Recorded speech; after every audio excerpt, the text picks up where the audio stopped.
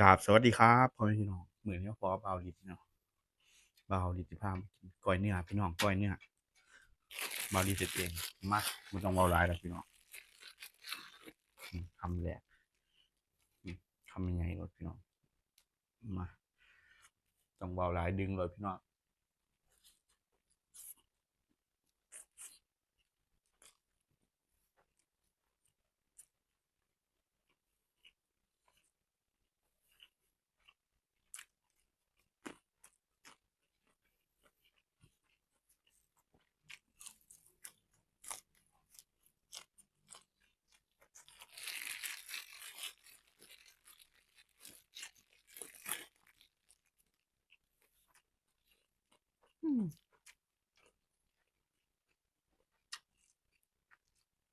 เขาท่าครับพี่น้องก้อยเด็กนะเห็นบ่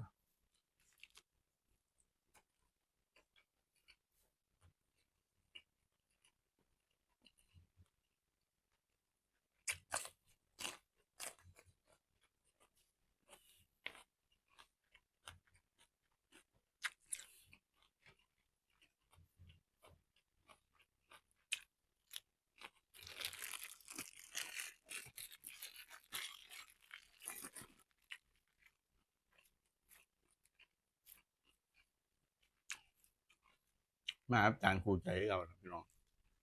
สากหลังกับสากเตาเลยตับพี่น้องตับก้อยเด็กเขาเอินก้อยเด็ก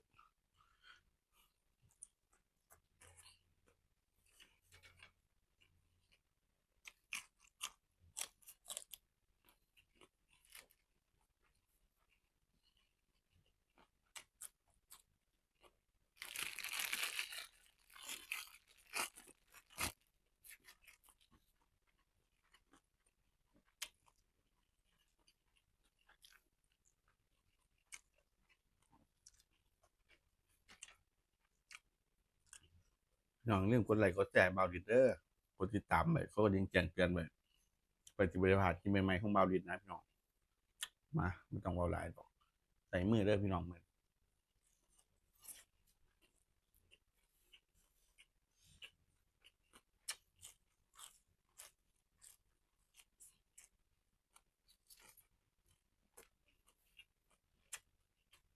ขาดไปพี่น้องกับที่ทำ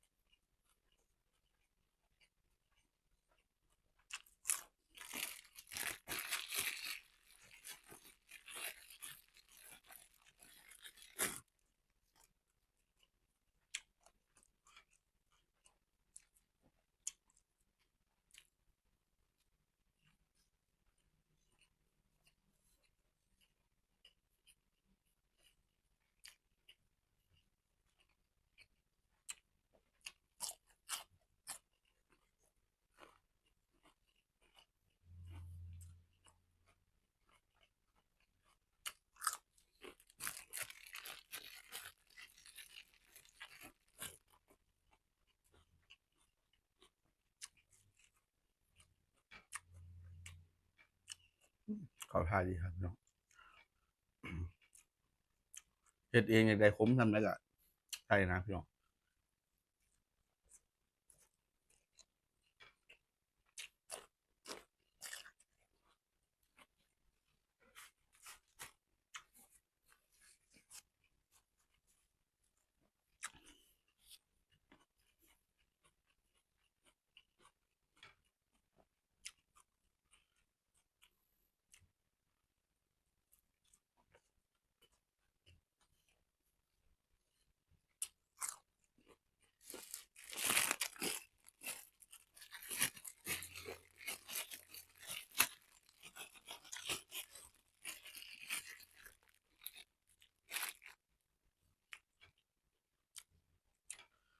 สิ่งที่ขาดไปได้เด้อพี่น้อง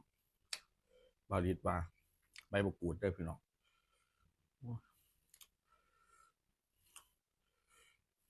ยังเขากันดีนะ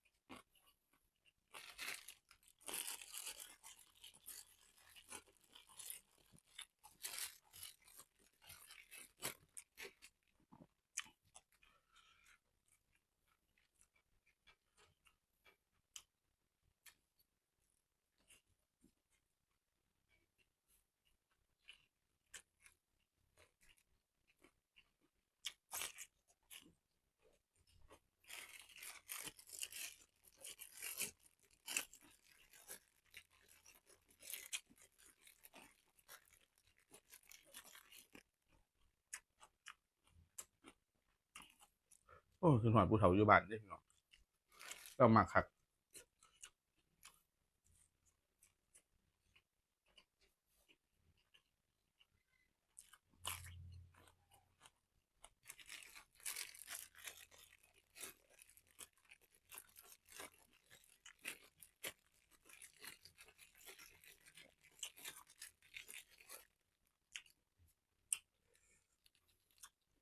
ขอโทษผู้บ่กินเด้อครับ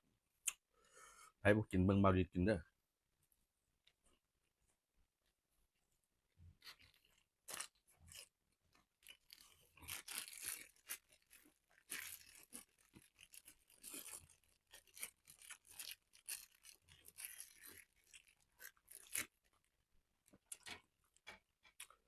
ขอโทษขออภัยสำหรับผู้บ่กิน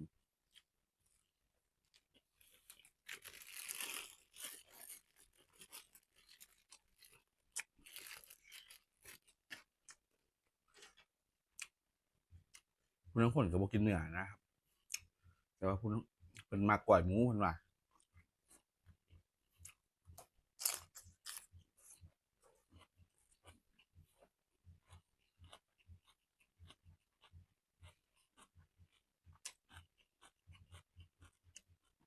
แต่ว่าสำหรับเบาดีได้เบิดนะพี่น้อง